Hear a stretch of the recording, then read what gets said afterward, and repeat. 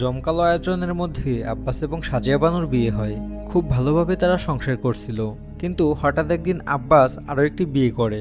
এরপর থেকে সাজিয়া বানুর জীবনে নেমে আসে কালো অধ্যায়। সে আব্বাসের বিরুদ্ধে হাইকোর্টে মামলা করে। এরপর কি হলো তা জানতে হলে দেখতে হবে পুরো এক্সপ্লেনেশন। তাহলে আর বেশি কথা না বলে চলে যাচ্ছে মূল গল্পে। তবে আপনাদের কাছে একটাই অনুরোধ থাকবে, আপনারা যারা এই চ্যানেলে নতুন তারা প্লিজ সাবস্ক্রাইব করে দিবেন। ঘটনার প্রেক্ষাপট 1970 সাল, যেখানে আমরা দেখি সাজিয়া বানু নামের এক মেয়েকে, যার বিয়ে ঠিক হয়েছে আব্বাস খান নামের এক ছেলের সঙ্গে। আব্বাস সাজিয়াকে ভীষণ ভালোবাসে। এরপর তাদের বিয়ে হয়, আর বিয়ের পর তাদের দাম্পত্য জীবনও বেশ সুখের চলছিল। একদিন সাজিয়া লক্ষ্য করে যে আব্বাস কখনোই নিজের বাড়ির কুকারগুলো রিপেয়ার করে না, বরং পুরোনোটা ফেলে দিয়ে সবসময় নতুনটা কিনে আনে। এটা সাজিয়া বানুর খুব অদ্ভুত লাগে। এখানে আমরা জানতে পারি যে আব্বাস একজন বড় আইনজীবী। তাদের দাম্পত্য জীবন খুবই সুন্দরভাবে চলছিল, কারণ আব্বাস বানুকে অনেক ভালোবাসতো। একদিন বানু নিজের বাড়ির পাশের জমিতে গোলাপ গাছ লাগাচ্ছিল। হঠাৎ সে দেখে যে তাদের প্রতিবেশী বারান্দা তার জমির ভেতর চলে এসেছে। তাই সে সিদ্ধান্ত নেয় যে সেই বারান্দাটা সে সরিয়ে দেবে। কিন্তু যখন সে কাজটা করছিল, প্রতিবেশী লোকটা বানুকে নানা রকম কথা শোনায়। বলতে শুরু করে যে সে পুলিশ ডাকবে। এটা শুনে বানু বলে, আমি নিজেই পুলিশ ডাকবো।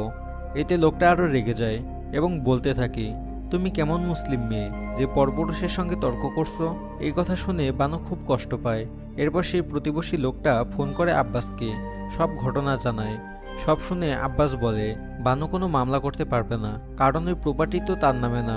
এরপর আব্বাস সেখানে আসে এবং ওই জমি ও বাগান বানুর নামে করে দেয়।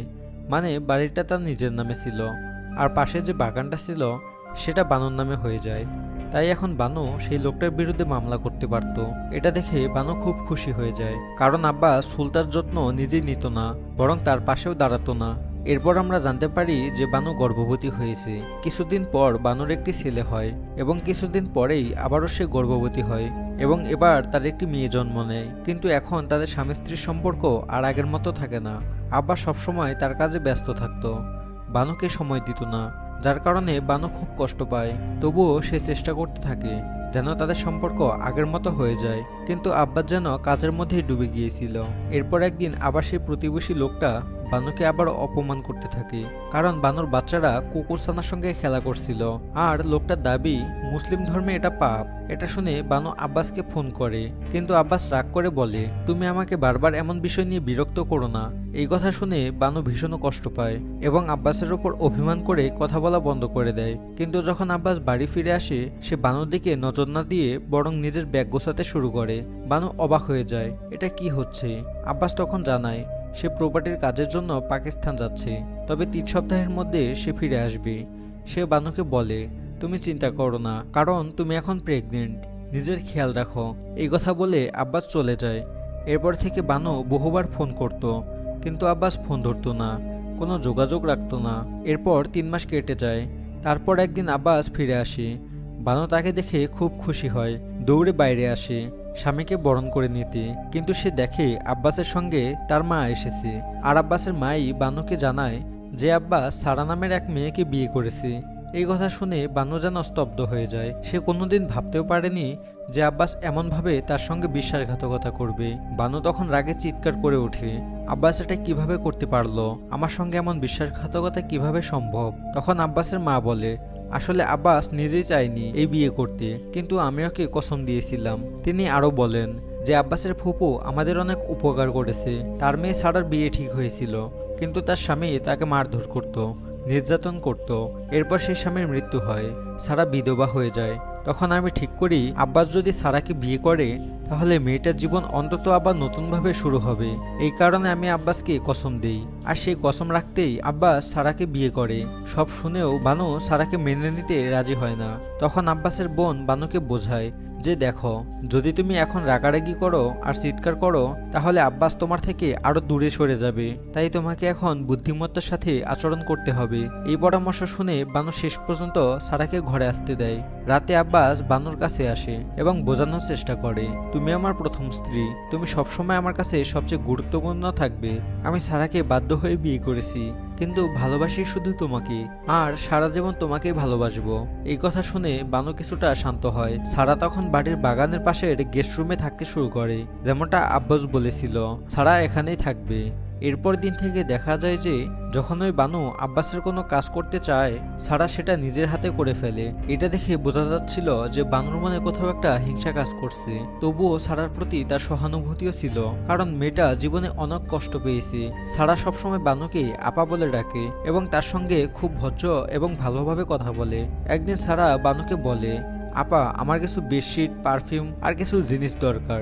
এটা শুনে বানু তাকে মার্কেটে নিয়ে যায় এবং যা যা দরকার সব কিনে দেয়, যেগুলো আব্বাসের একদমই পছন্দ ছিল না। এখন সারা বিষয়টা টের পায় যে বানু ইচ্ছে করে এমন কিছু কিনে দিয়েছে যেটা আব্বাসের পছন্দ না। তাই সে বানুর উপর প্রচণ্ড রেগে যায়। সে বানুকে বলে, তুমি ইচ্ছে করে এসব করেছো যাতে আব্বাস আমার কাছে না আসে, তোমার কাছেই থাকে। এরপর সারা বানুকে জানায়, আমি কোনো দয়া করে আনাদান নয়, আব্বাস আমাকে তোমার আগেই চিনতো আর তখন থেকে সে আমাকে ভালোবাসতো, কিন্তু তখন আমার বিয়ে অন্য কারোর সঙ্গে হয়ে গিয়েছিল, তাই আব্বাস তোমার সঙ্গে বিয়ে করেছিল। যখন সে জানতে পারে আমার স্বামী মারা গেছে তখন সে আমার জীবনে আবার ফিরে আসে আমার সঙ্গে বিয়ে করার জন্য। সারা আরও বলে, আব্বাস আমাকে তখনও ভালোবাসতো, এখনও ভালোবাসে, আর যদি সে চাইতো সে তোমাকে তালাক দিয়ে আমার সঙ্গে বিয়ে করত, শুধু আমি চাইনি বলেই সে তোমার সঙ্গে সম্পর্ক রেখেছে। এই কথাগুলো শুনে বানু একেবারে ভেঙে পড়ে। সে ভাবতেও পারেনি যে আব্বাস তার সঙ্গে এত বড় প্রতারণা করবে। বাড়ি ফিরে সে আব্বাসের সঙ্গে তর্কে জড়িয়ে পড়ে, কিন্তু আব্বাস নিজের ভুল মানতে রাজি হয় না। সে বলে, এমন কিছুই হয়নি, সারা মিথ্যা বলেছে। তখন বানু বলে, আমি সব জেনে গিয়েছি, সারা এমনকি এটাও জানে তোমার পছন্দের ব্রাড রং কি।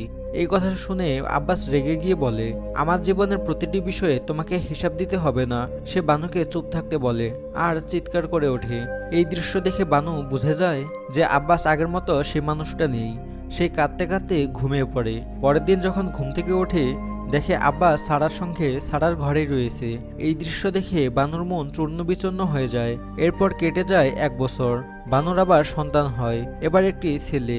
এখন বানুর জীবন কেবল সন্তানদের নিয়েই সীমাবদ্ধ, কারণ আব্বাসের যত্ন, আদর, ভালোবাসা সবাই এখন সারাকে করছে। বাড়ির প্রতিটি সিদ্ধান্ত, প্রতিটি নিয়ম এখন সারার ইচ্ছায় চলছে। কিন্তু এসব দেখেও বানু চুপ করে থাকে, কারণ সে নিজের সন্তানদের ভবিষ্যৎ নিয়ে চিন্তিত ছিল। এদিকে সারাও গর্ভবতী হয়ে যায়। একদিন বানু তার স্বামীকে সারপ্রাইজ দিতে তার অফিসে যায়, কারণ সেদিন ছিল তাদের বিবাহ বার্ষিকী। কিন্তু আব্বাসের মনে ছিল না সেদিনটার কথা। বানু চেয়েছিল সেদিন তারা দুজন মিলে একটি সিনেমা দেখতে যাবে, কিন্তু আব্বাস বলে যে তার অনেক কাজ আছে, তাই সে যেতে পারবে না।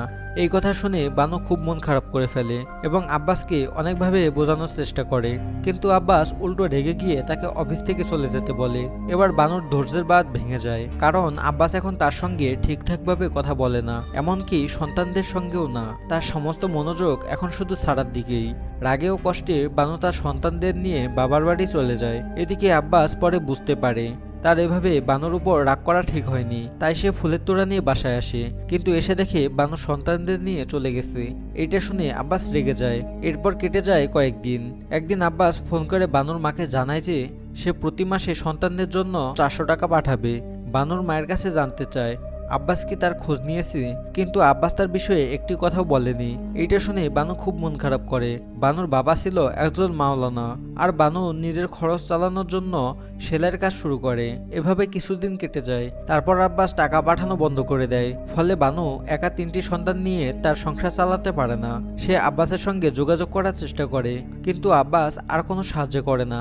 অবশেষে বাধ্য হয়ে বানু সন্তানদের নিয়ে আব্বাসের কাছে ফিরে আসে।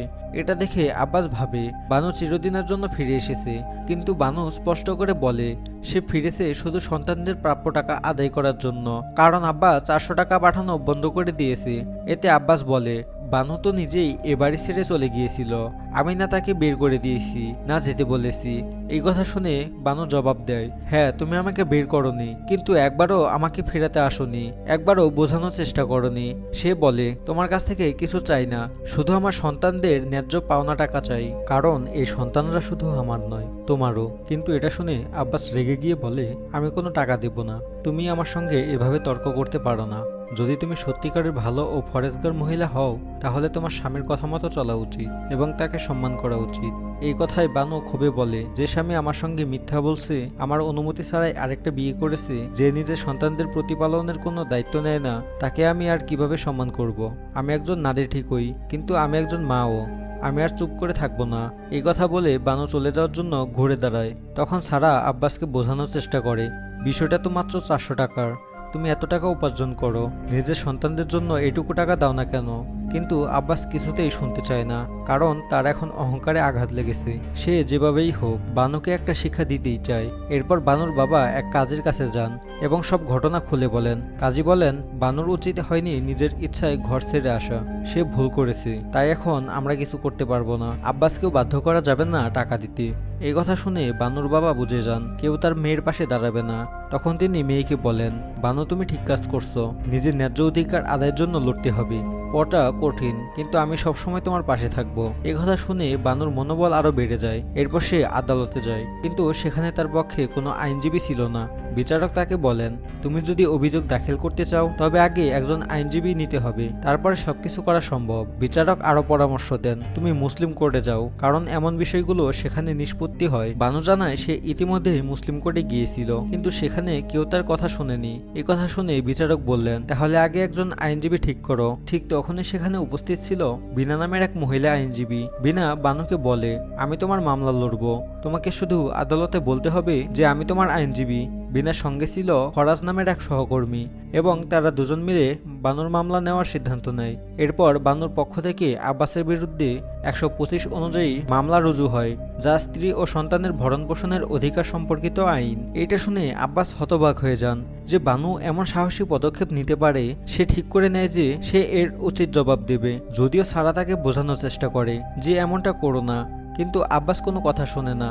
অন্যদিকে যেহেতু বানু নিজের স্বামীর বিরুদ্ধে মামলা করেছে, তাই মুসলিম কোর্টে কাজীরা তার উপর রেগে যায়। তারা বানুকে বলে, তোমার স্বামীর মধ্যেই থাকা উচিত ছিল, একজন স্ত্রী হয়ে স্বামীর বিরুদ্ধে এমন মামলা করা উচিত নয়। তখন বানু দীর্ঘভাবে জবাব দেয়, আমি কোরআন পড়েছি, আমি জানি আমার অধিকার কি এবং কোরআন কি বলে। আমি আমার অধিকার আদায়ের জন্য লড়ছি, যাতে আমার সন্তানদের একটা ভালো ভবিষ্যৎ দিতে পারি। আমার নিজের লোকেরাও আমার পাশে দাঁড়ায়নি, কারণ আমাদের সমাজের আইনগুলো সবসময় পুরুষদের পক্ষেই কাজ করে, কিন্তু কোরআনে নারীদের অধিকার দেওয়া হয়েছে আর পুরুষদেরও নির্দিষ্ট সীমা নির্ধারণ করে দেওয়া হয়েছে, কিন্তু এই বিষয়গুলো নারীদের জানানো হয় না, যেন তারা চুপচাপ অত্যাচার সহ্য করে যায়। বানু বলে সে জানে যে সে সঠিক আর তার আল্লাহ জানেন যে সে সঠিক, তাই আর পিছু হটবে না। এ কথা বলে বানু সেখান থেকে বেরিয়ে আসে। এরপর আব্বাসের মা বোনকে বাড়িতে ডাকে, যাতে বসে কিছু কথা বলা যায়। বানু যখন বাড়িতে আসে তখন আব্বাসের মা তাকে বোঝাতে থাকে যে তাকে আদালতে যাওয়া উচিত হয়নি, কারণ এটা ঘরের বিষয়, ঘরের মধ্যেই মিটিয়ে নেওয়া উচিত ছিল। এতে বানু বলে তার আর কোনো কিছু করার বিকল্প ছিল না। ঠিক তখনই সেখানে আব্বাস আসে এবং বানুকে বলে, তুমি যা করেছো, কিন্তু এখন আমি তোমাকে উত্তর দেব। এই বলে আব্বাস 3 বার তালাক উচ্চারণ করে এবং দিনমোহর বাবদ তাকে 2000 টাকা দিয়ে দেয়। এটা দেখে বানু হতবাক হয়ে যায়, কারণ সে ভাবতেও পারেনি যে আব্বাস এত সহজেই তাদের সম্পর্ক শেষ করে দিবে। যদিও আব্বাসের মা সারা এবং তার বোন তাকে থামানোর চেষ্টা করেছিল, কিন্তু আব্বাস কারোর কথা শুনলেনি এবং বানুকে ডিভোর্স দিয়ে দেয়। এতে বানু সম্পূর্ণ ভেঙে পড়ে। এরপর আব্বাস বলে, বানু সেশন 125-এর অধীনে ততদিনই তার বিরুদ্ধে মামলা করতে পারত যতদিন সে তার স্ত্রী ছিল, কিন্তু এখন সে তাকে তালাক দিয়েছে, দিনমোহরের টাকা পরিশোধ করে দিয়েছে, তাই বানু আর তার দায়িত্ব নয়।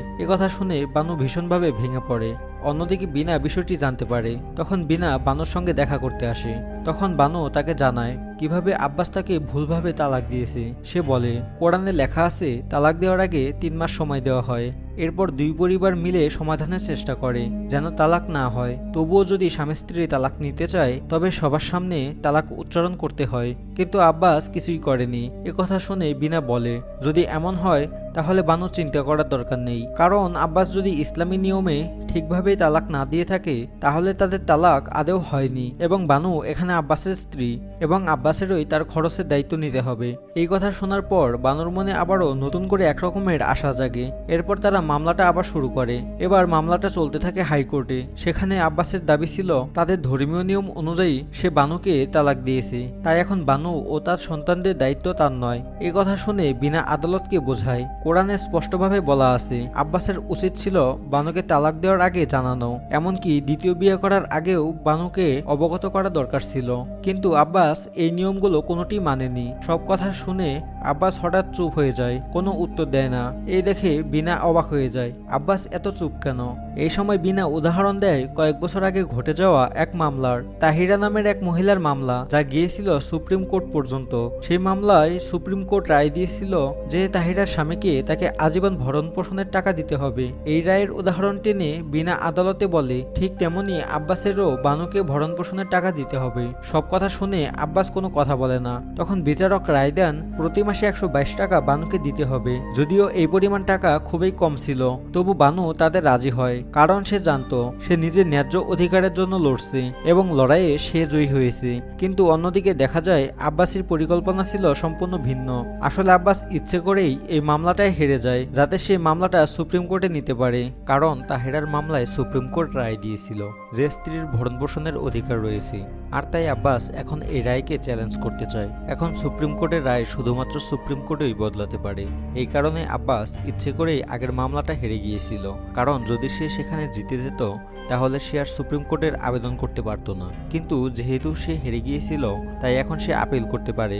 এই বিষয়টা বানু ভালোভাবেই বুঝে যায় এবং সে আব্বাসকে বলে সেও সুপ্রিম কোর্টে লড়ার জন্য প্রস্তুত। কিন্তু বানুর গ্রামের লোকেরা তার ওপর ভীষণ রেগে যায়। তাদের মতে বানু যা করছে তা সম্পূর্ণ ভুল এবং ধর্মবিরোধী, তাই তারা বানুর বাড়িতে আক্রমণ করে। এটা দেখে বানু বুঝতে পারে সে এখানে আর নিরাপদ নয়, আর সে নিজের পরিবারের লোকদের আর কষ্ট দিতে চায় না। তাই সে এক বড় সিদ্ধান্ত নেয়। তার মনে পড়ে আব্বাস একসময় তাদের বাগানের জমিটা বানুর নামে লিখে দিয়েছিল, যেখানে একটা ঘর ছিল। তাই বানু তার সন্তানদের নিয়ে সেখানে থাকতে শুরু করে। আব্বাস কিছুই করতে পারেনি, কারণ জমিটা তো সেই নিজের হাতে লিখে দিয়েছিল বানুর নামে। এই ঘটনা দেখে আব্বাসের মা এবং সায়রা তাকে বোঝানোর চেষ্টা করে যে সে এমন আচরণ বন্ধ করুক এবং সুপ্রিম কোর্টে আপিল না করুক, কিন্তু আব্বাস কোনো কথাই শোনে না। তখন সায়রা বানুর কাছে যায় এবং তাকে জিজ্ঞাসা করে সে এসব কেন করছে। বানু উত্তর দেয়, যখন সায়রা বিয়ে করে বাড়িতে এসেছিল তখন বানু তাকে মেনে নিয়েছিল, কিন্তু সায়রা দেখেছিল বানু তাকে যথাযথ সম্মান দেয় না। তাই সে আব্বাসের সব সত্য বানুর সামনে প্রকাশ করে। যদিও তাদের সম্পর্কে ভাঙন ধরবে, তবুও সে সত্য বলেছিল, কারণ সেও সম্মান পেতে চেয়েছিল যে সে সম্মানের যোগ্য। বানু বলে সে আব্বাসকে খুব ভালোবাসত, কিন্তু শুধু ভালোবাসাই যথেষ্ট নয়, সম্মানও জরুরি, আর সে সম্মানের জন্য লড়ছে। একথা শুনে সায়রা সব বুঝে যায় এবং এরপর থেকে সবসময় বানুর পাশে থাকে, তাকে সাহায্য করে। কিন্তু এই সময়টিতে বানুর বাবা মারা যান। মৃত্যুর আগে তিনি লিখে যান বানু ঠিক এবং তাকে নিজের অধিকারের জন্য নিজেকেই লড়তে হবে।